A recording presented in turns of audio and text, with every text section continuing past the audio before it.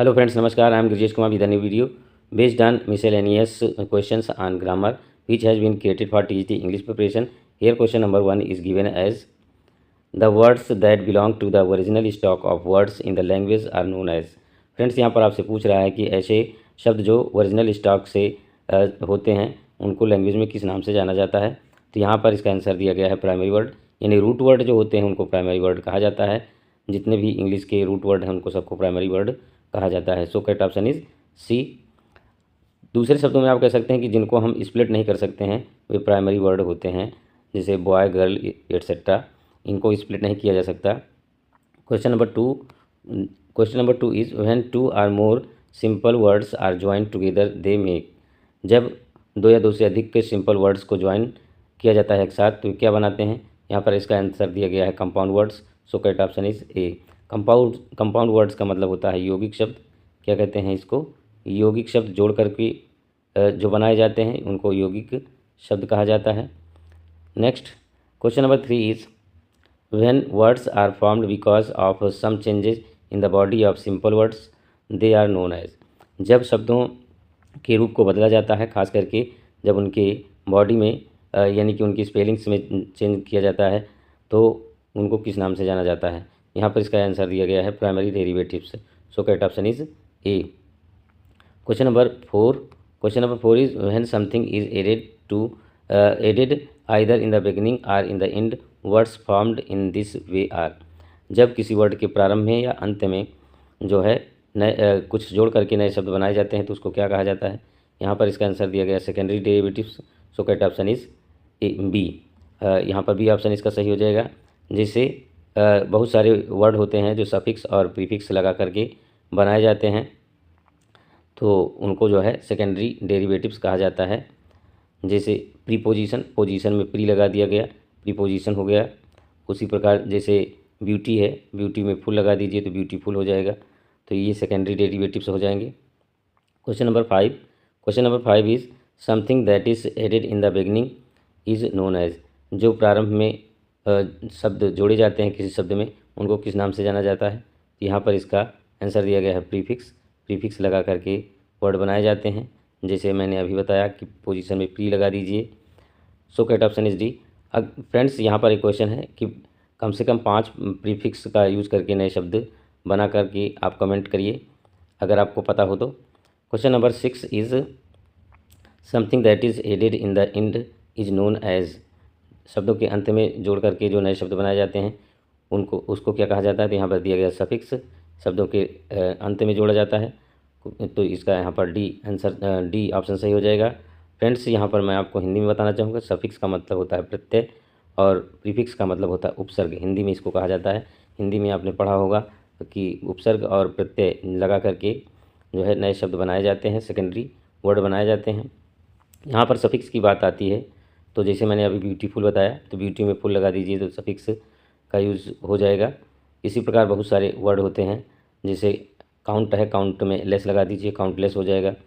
बहुत सारे वर्ड होते हैं, कम से कम 3 वर्ड आप कमेंट में लिख कर बताएं अगर आपको पता हो तो। Question number 7 tax payer, tea spoon, shoemaker, railway are the compound nouns that are formed from 2 words that are. यहाँ पर इसमें बताना है कि दो शब्दों से जो शब्द बनाए गए हैं, कंपाउंड वर्ड बनाए गए हैं, ये किन 2 शब्दों से बना हुआ है।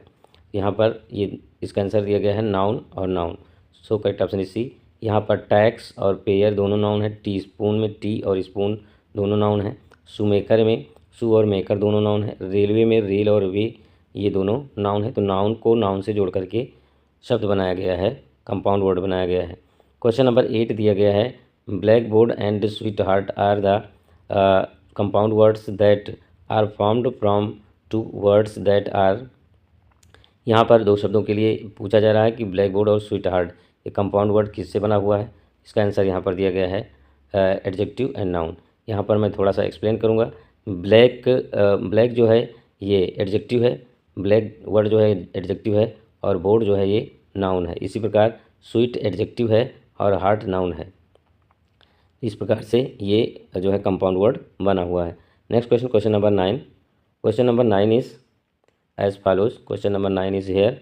Yes, question number 9 is outset is the compound noun that is formed from two words that are. Outward, ये जो आउटसेट ये जो वर्ड दिया गया है कंपाउंड नाउन है, किससे बना हुआ है ये आपको बताना है। तो यहाँ पर जो आउट वर्ड है ये एडवर्ब है और जो सेट है ये वर्ब है। तो ये एडवर्ब और वर्ब से बनाया गया है। So correct option is B. Question number 10।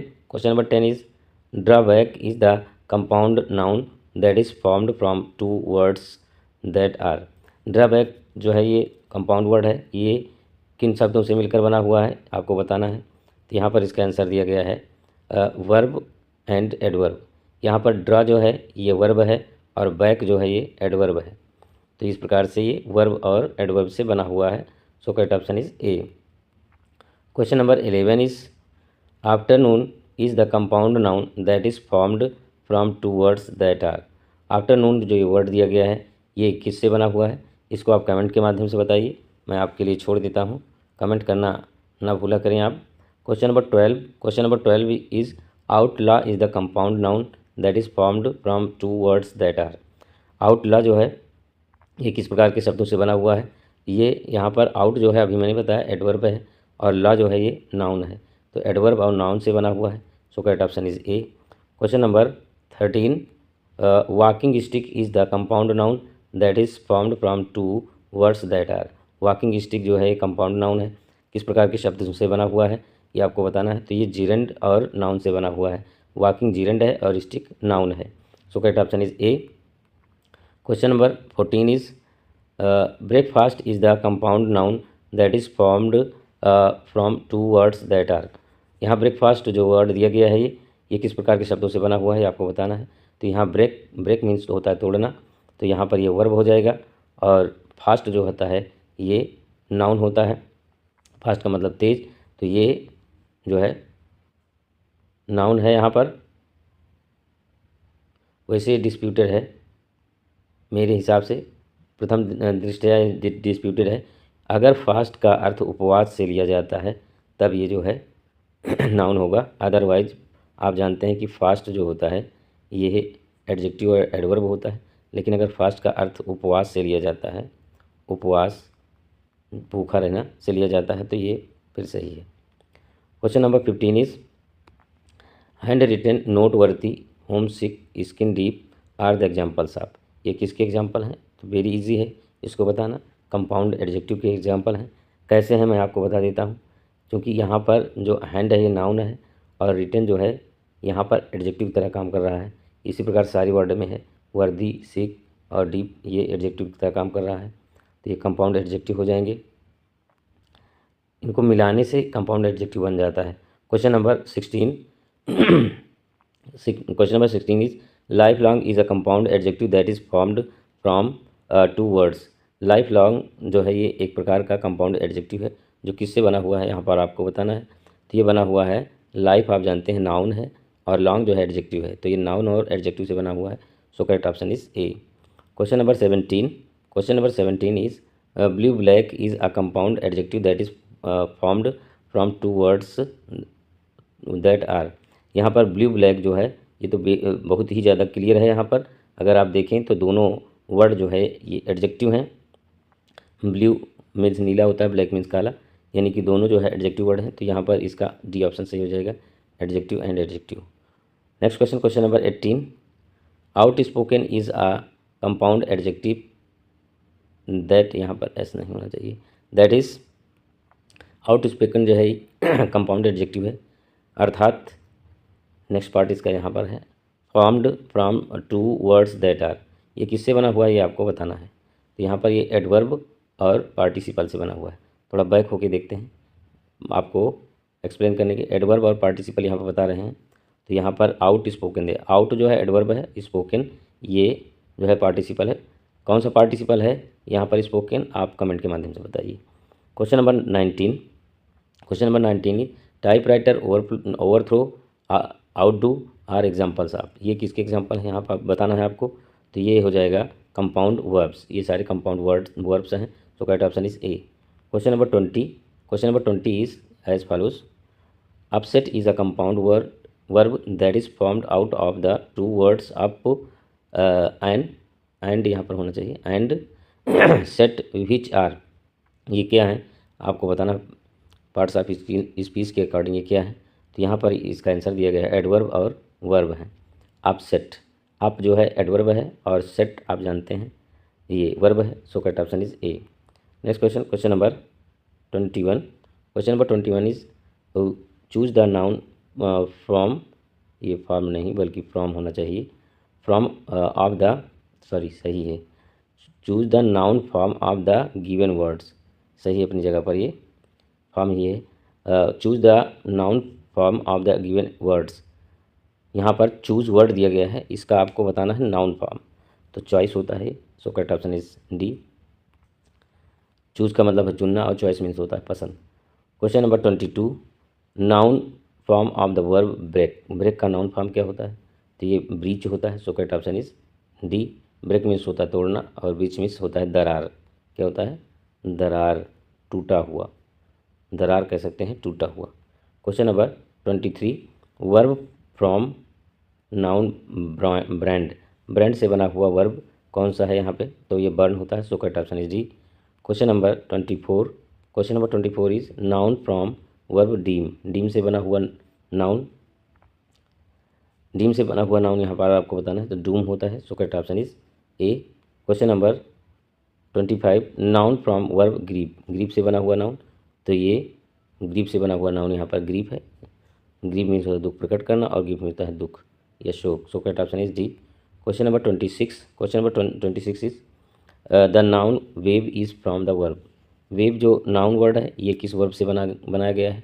ये होता है वीव, वीव मीन्स होता है बुनना और वेव मीन्स होता है जाला, यानी जाले को बुनना। सो करेक्ट ऑप्शन इज ए।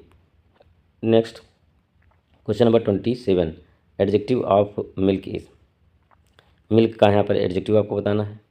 तो यहाँ पर मिल्क का एडजेक्टिव मिल्च दिया गया है, वैसे मिल्कन भी एडजेक्टिव ही होता है मेरे हिसाब से। ये क्वेश्चन जो है डिस्प्यूटेड है, कई जगह मैंने मिल्कन को भी एडजेक्टिव के रूप में देखा है, पढ़ा भी है, तो यहाँ पर ये डिस्प्यूटेड है। आप कमेंट के माध्यम से बताओ कि सही क्या है। Question number 28, low is the adjective from verb, low किसका एडजेक्टिव है ये आपको बताना है। तो यहाँ पर डी दिया गया है इसका ऑप्शन, लाई का है। Question number 29, question number 29 is cool and hale are the adjectives which are made from chill and heal respectively, what are chill and heal. यहाँ चिल और हील को आपको बताना है कि according to parts of speech ये हैं क्या। तो यहाँ पर इसका आंसर दिया गया है वर्ब है। चिल मीन्स ठंडा करना होता है, हील मीन्स घाव की पूर्ति करना होता है। So correct option is A.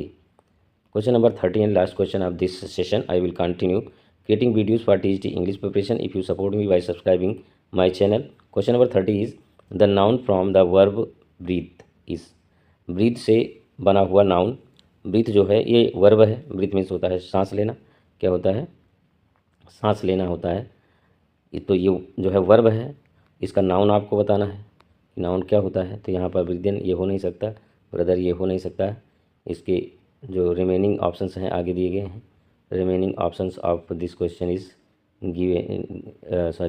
are given here.